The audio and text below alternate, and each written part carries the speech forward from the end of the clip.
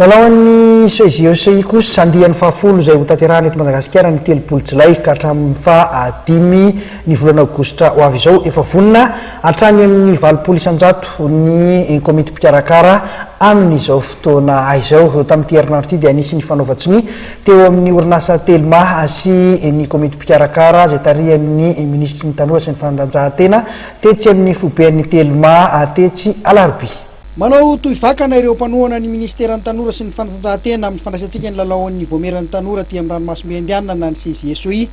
Nitondra ny anjara biriky indray ny orinasa Telma tamin'ny titolakandro ity izay mipetraka olarana voalohany eo amin'izany fanohanana izany. Telma moa zany no atao anisan'ny sponsor lehibe indrindra amin'ity fanohanana amin'ny fandraisantsika ny ty lalaon'ny nosy ny tanora ty.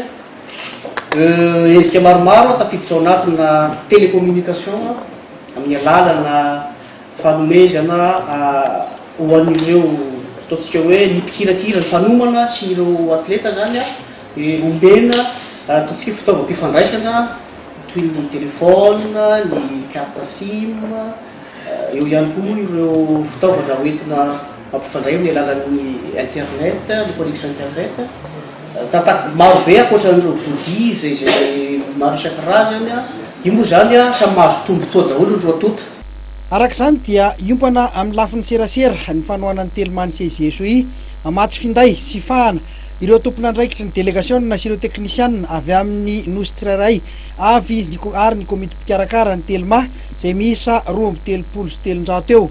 Ametrahan'ny Telma fitaovam-pifandraisana toy ny internet ihany koa ireo toeram-pilalaovana rehetra mba hanamorana ny fifandraisana. Isy ihany koa ny centre de presse izay ovatsian'ny Telma fitaovana mba hanamorana ny mpanao gazety ny fampitam-baovao. Io tolakandro io no tanterahana tetsy amin'ny foben'ny Telma Alarobia ny fifanakea mpiara-miasa fanaovan-tsiny teo amin'ny ministeran'ny fanatanjahantena sy ny orinasa Telma.